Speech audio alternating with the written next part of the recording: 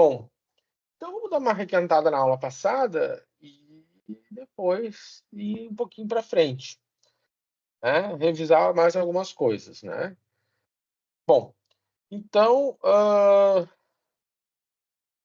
antes de seguir, né? Eu achei interessante hoje essa reportagem aqui do G1, né? Hoje de manhã eu abri o G1 e tinha uma das matérias de capa,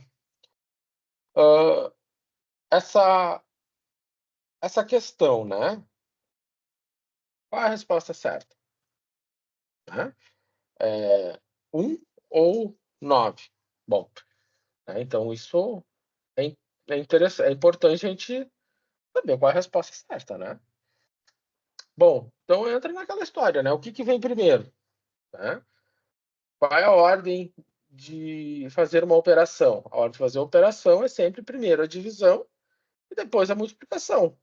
Mas, entre outras coisas, a primeira coisa que a gente tem que fazer é resolver o parênteses, né? Então, primeiro, né? Então, a primeira coisa é resolver o parênteses, depois o colchete e, por fim, a chave, né?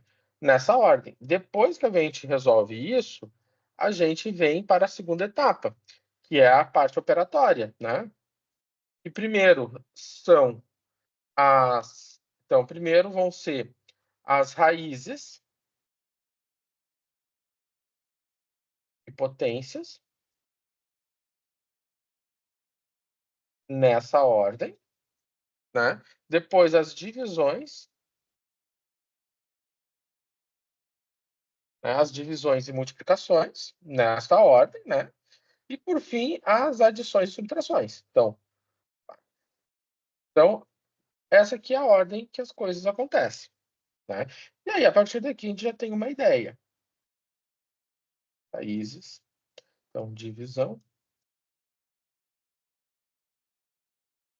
e multiplicação. E depois, né, adição e subtração. Ou subtração e adição, tanto faz, né? Ok, também nessa ordem aqui. Então, né, a gente tem que ver o seguinte, que a gente tem 6 dividido por 2 vezes um parênteses. O parênteses é 3. Nessa ordem, a primeira coisa que a gente faz é a divisão. Então, isso aqui dá 3 vezes 3, 9, certo? Então, essa é a ordem que as coisas acontecem, né? Uma forma de sempre não ter erro, né, é sempre enxergar a divisão como uma multiplicação pelo inverso. Qual é o inverso de 2? O inverso de 2 é 1/2. Então, se eu fizer 6 vezes o seu inverso, vezes 3. Não tem erro aqui, né? Porque se eu fizer 6 vezes 1/2, dá 6 meios, vezes 3. 6 meios é 3. 3 vezes 3, 9, certo? Não tem erro, né? Deixa eu só ver uma coisa aqui. Às vezes, a gente pode... Eu estava olhando aqui para minha calculadora. Minha calculadora também fez dessa maneira, fez correto. Porque geralmente as calculadoras, elas enxergam, né, a primeira operação. Então, quando eu tenho 6 dividido por 2, a calculadora primeiro vai fazer 6 dividido por 2. E ela esquece o contrário. Para dar 1, né, para dar 1, a única possibilidade de ser 1 seria que eu tivesse 6 dividido... Opa, aqui eu não consigo enxergar nada. Seria 6 dividido, né? Por quanto? Por 2 vezes 1 mais 2. Aqui sim, essa vai dar 1.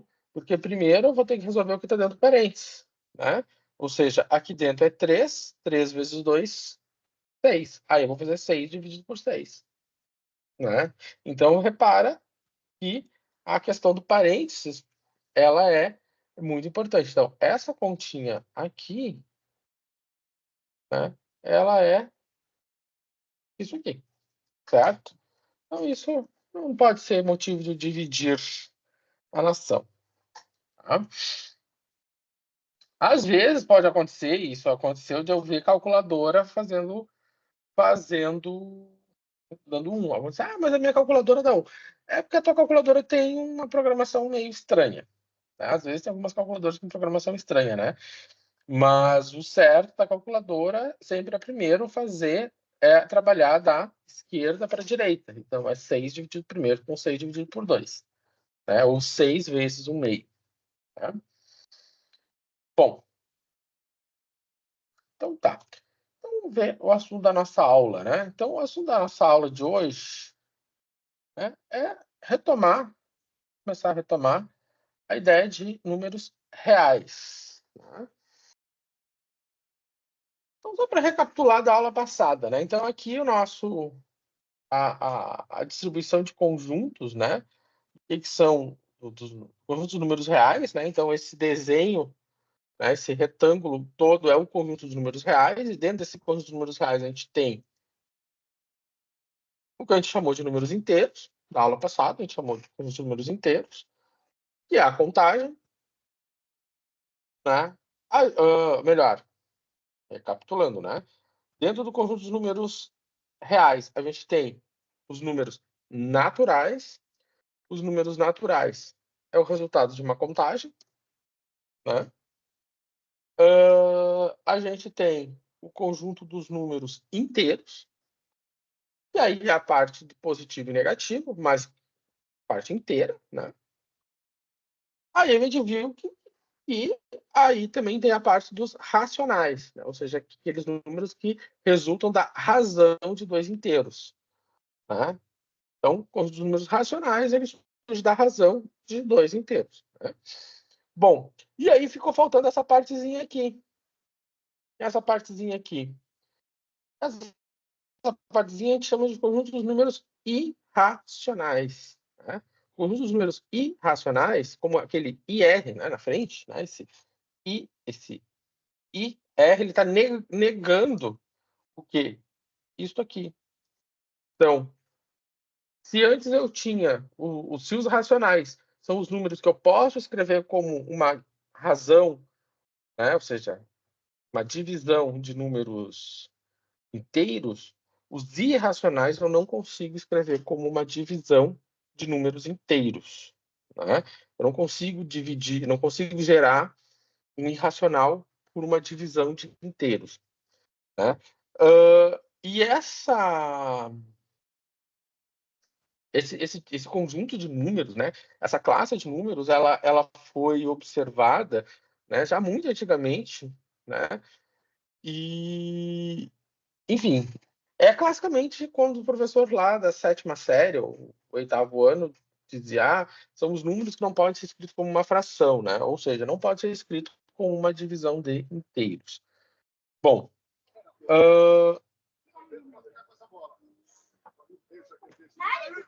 então,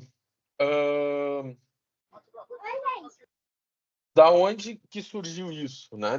Quem foi o primeiro a observar? O primeiro a observar foi o Pitágoras, né? Isso, ou seja, 2.500 anos atrás, ele se deu conta dessa característica, né, dos números irracionais, né, que ele não conseguia até então, eles conseguiam escrever todos os números como uma divisão, né, de inteiros.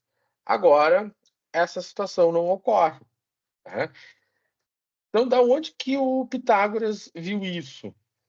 Né? Ele viu isso a partir do problema da diagonal do quadrado. Né? No problema da diagonal do quadrado, né, vamos pegar o quadrado unitário. A diagonal do quadrado unitário é a raiz de 2. E aí, então, o Pitágoras ele encontrou aquela medida, né? E percebeu que aquela medida não resultava de nenhuma divisão de números inteiros. Então, por exemplo, né, só para recordar do teorema de Pitágoras, o que que a gente tem, né? A gente, o que que a gente tem? A gente tem um triângulo retângulo, né? Um triângulo retângulo. Ele é um triângulo que tem um ângulo reto. Então, o que que ele observou? Pá, meu desenho aqui está péssimo. Vamos deixar o desenho de lado. Vou continuar aqui. Então, o que que aconteceu? Então, o que que ele sabe? O que que o Pitágoras ele observou? Que o que ele chamou de hipotenusa ao quadrado tem que ser igual à soma do quadrado dos catetos, né? Então, a diagonal ao quadrado tem que ser 1 ao quadrado mais 1 ao quadrado, ou seja, a diagonal ao quadrado é 2. E qual é o número que elevado ao quadrado dá 2? Bom, então a diagonal ela podia ser a raiz de 2. A gente entende hoje como a raiz de 2. Na época, ele não conseguiu entender isso como a raiz, não tinha nem a ideia da raiz, né? Mas, enfim, hoje a gente entende que é a raiz de 2. E ele tirou exatamente do triângulo retângulo, né? Do teorema de Pitágoras, né? Então, como é que ele observou isso, né? Como é que a gente pode medir na régua? Como é que a gente pode observar na régua a raiz de 2, por exemplo, né? Então, se eu medir, né, uma unidade, como eu medi ali, uma unidade, né? Uma unidade medida. Agora, eu vou pegar essa unidade, né? E vou colocar ela na vertical, né? E aí eu vou ter, então, a diagonal.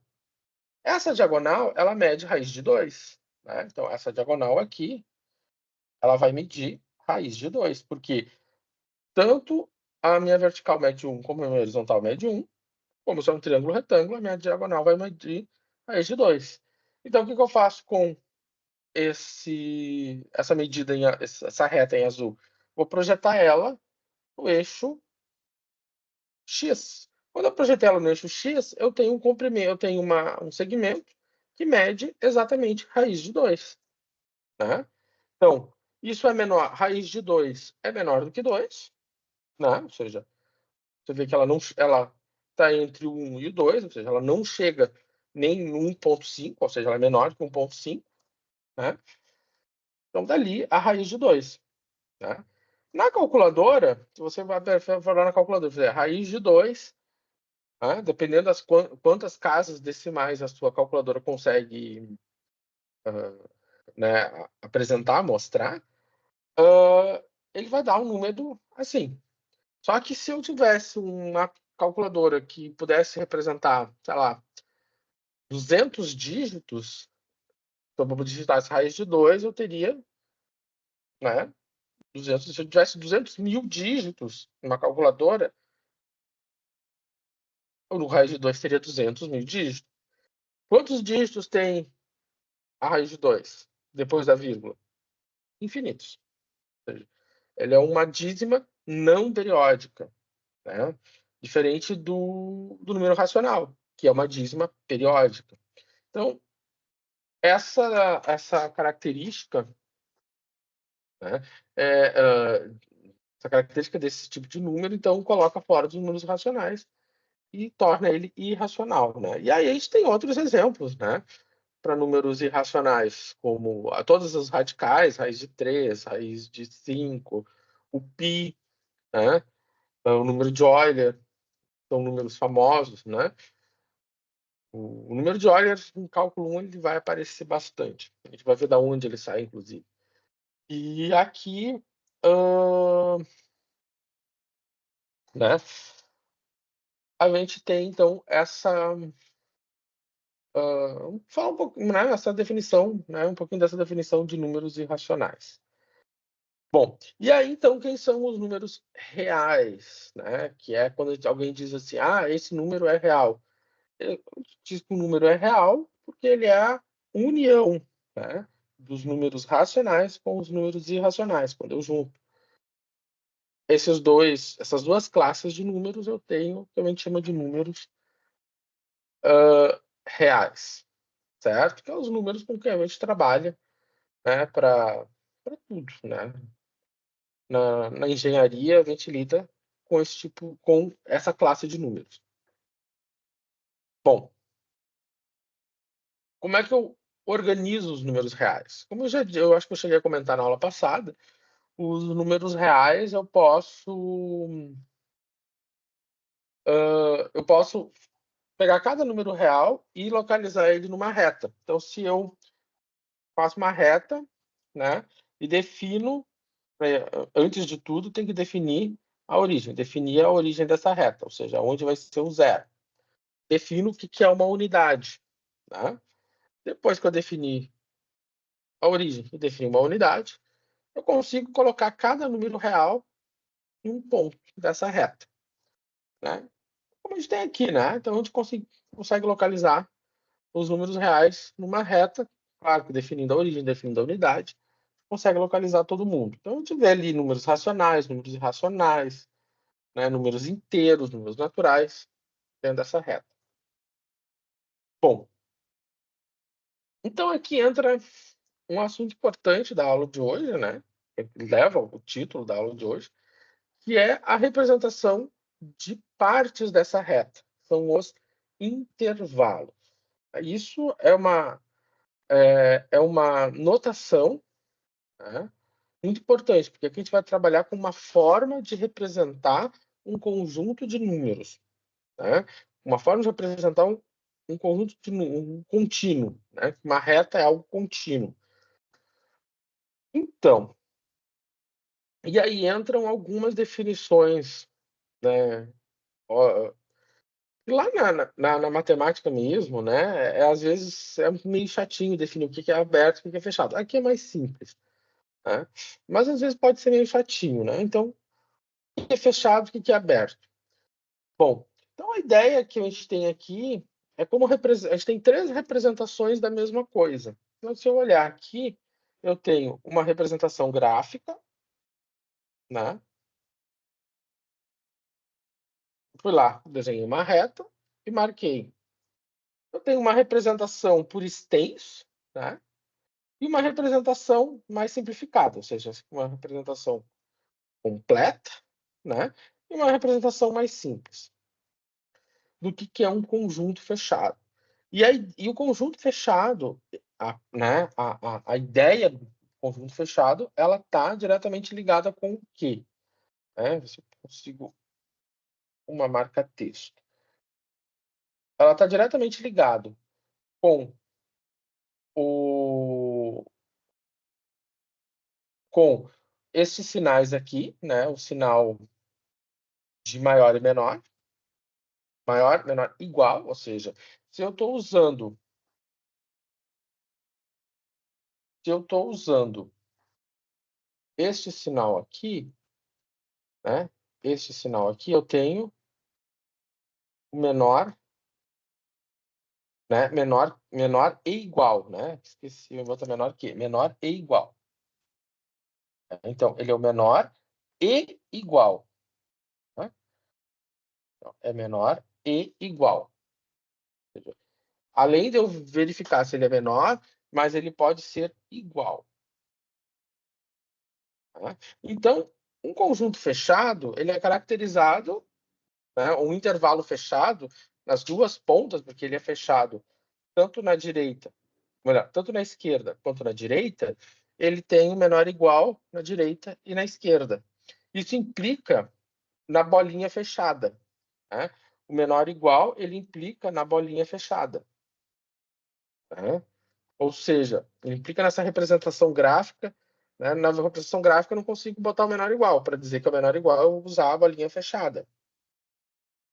Isso quer dizer que os extremos do intervalo estão dentro do conjunto. Por exemplo, eu olho para esse intervalo aqui. Esse intervalo aqui, como é que eu vou escrever ele por extenso? Né?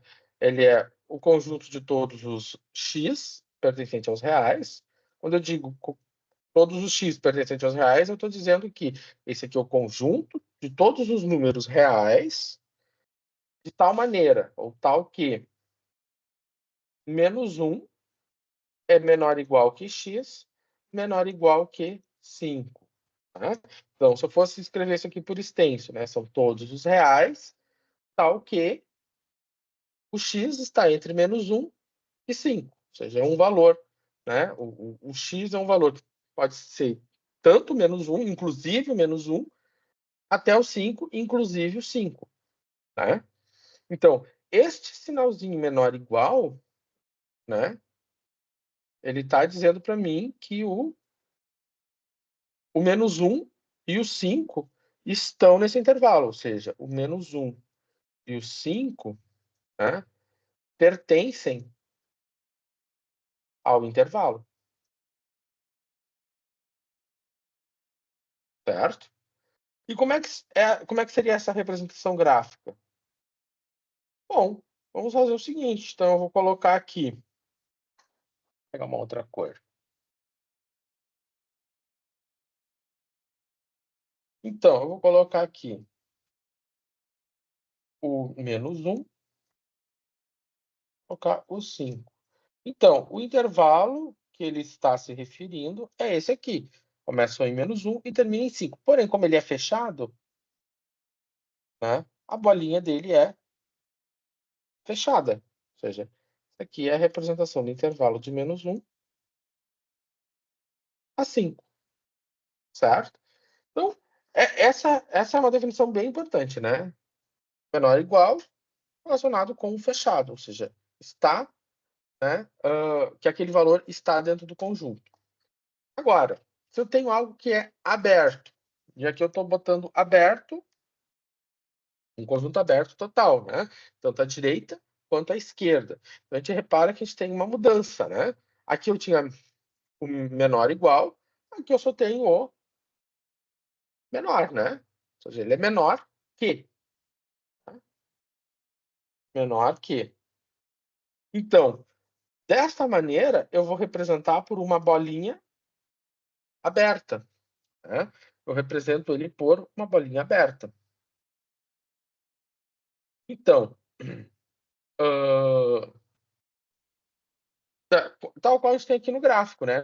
Então, o gráfico, ele está mostrando, bom, eu tenho um conjunto de números que estão indo do A até o B. Só que o A e o B não se incluem, né? O A e o B não se incluem. Começa a partir do A e termina quando está chegando no B, mas não coloca nenhum dos dois. É o que acontece aqui, se eu for escrever isso aqui por extenso, né? Isso aqui é o conjunto de todos os números reais, ou seja, são todos os valores de x reais, todos os números reais, que estão entre -1 e 5. Só que o -1 e o 5 não estão lá dentro, né? Então, o -1 e o 5 não pertencem ao intervalo, né? Ao intervalo, certo? Então, aqui nós temos uma diferença, porque lá no caso, no fechado, a gente tinha e as bordas, elas pertenciam ao conjunto. Aqui as bordas não pertencem ao conjunto. E se a gente for representar isso aqui de forma gráfica, né, o que vai acontecer? Né? Então, eu vou pegar aqui, pegar uma outra cor.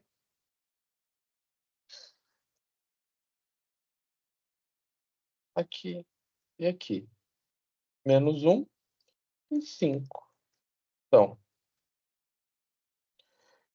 agora, vou pegar todos os números que estão entre -1 e 5, porém, a borda não. Ou seja, o -1 não entra e o 5 também não entra. Ou seja, ela é aberta, ou seja, a bolinha aberta. Né? Beleza. Então, essa aqui são duas definições bem importantes. Bom, agora a gente vai mesclar essas informações. Eu posso ter aberto à direita, fechado à esquerda, ou fechado à direita e aberto à esquerda. Né? Então, por exemplo, se eu olhar, poderia pegar como exemplo o intervalo de menos 2 até 3. Né? E aqui menos 2 fechado à esquerda e aberto à direita. Né? Por exemplo, ou seja, é todo x pertencente aos reais, de tal maneira que eu tenho menos 2 menor ou igual, que é fechado, a x, menor que 3. Né? Então, tá aí. Então, se eu fosse representar isso na reta, eu teria o quê? Bom, vou pegar aqui. Então, eu teria o menos 2. Então, aqui o menos 2 vai ser fechado. Tá? E o 3 vai ser aberto. Então, tá aqui, né? Aí, essa é a representação gráfica. Da mesma maneira, eu poderia ter pensado em outro tipo de... Em outro... Agora eu tenho uma outra forma de mesclar o aberto e fechado. É com o aberto aberto à esquerda e fechado à direita. Então, vamos pegar menos raiz de 3 até 1. Ou seja, isso aqui é o conjunto dos reais,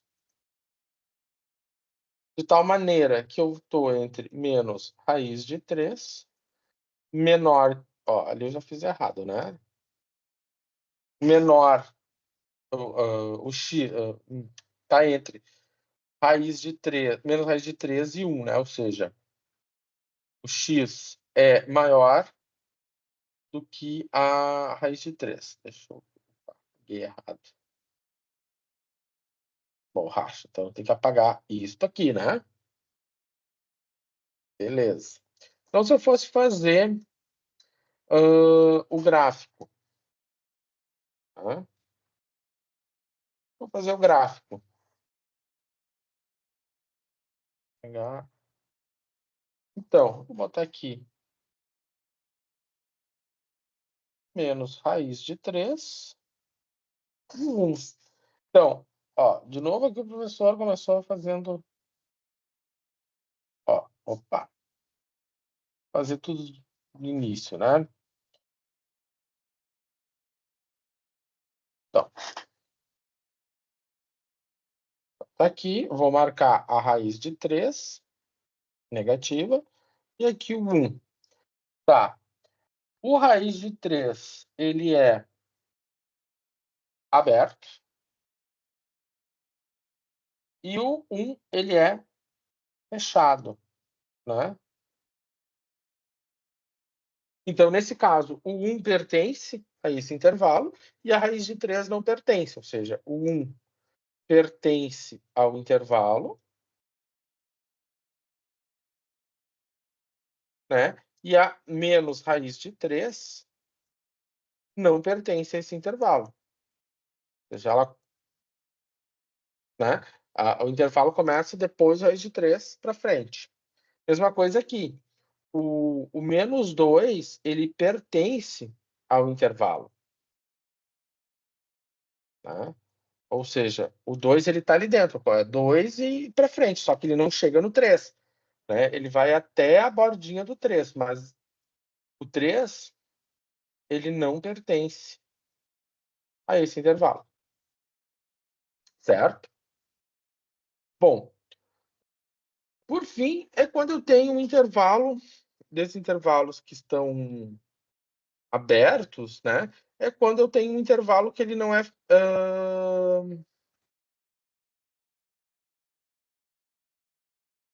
não é... Né? Ou seja, ele não é limitado, né?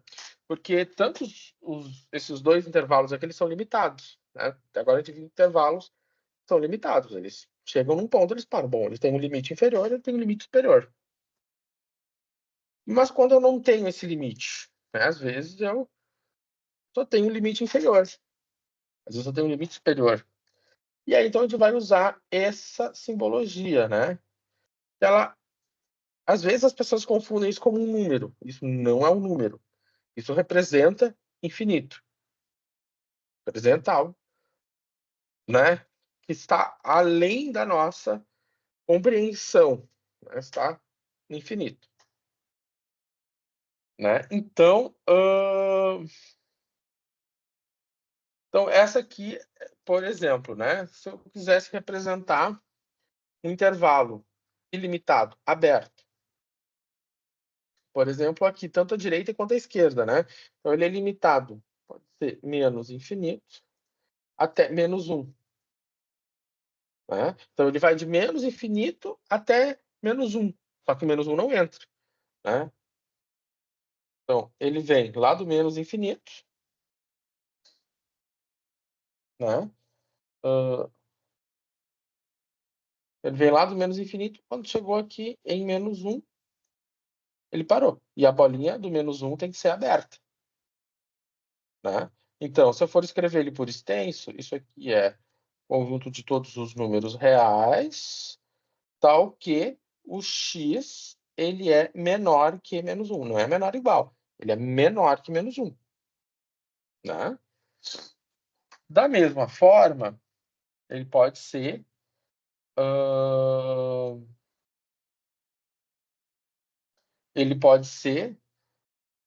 ilimitado à direita, né? Por exemplo, eu posso pegar, sei lá, 7 a mais infinito, aberto. Né? Então, de novo, como é que fica a representação disso? Né? Ele começa em 7, aberto, e vai para mais infinito. Né? Como é que é escrever isso por extenso? Né? É x pertencente aos reais, de tal maneira que o x ele é maior que 7. Né? Então, é o conjunto de todos os números reais maior que 7. O 7 se encontra? Não, o 7 não se encontra. Tá? Diferente daqui, né? Aqui é diferente. Se eu tivesse, por exemplo, um intervalo de 7 a mais infinito, né? Eu tenho conjunto de todos os x pertencente aos reais, de tal modo que o x é maior ou igual a 7. Né? Ou seja, o 7 se coloca lá dentro. Então, como é que ficaria a representação gráfica? A representação gráfica, bolinha fechada e vai para frente. Certo? Então não tem mistério, né, gente? Esse tipo de representação não tem nenhum tipo de mistério. A representação aqui em cima é a mesma coisa, tá? Não tem nenhum mistério.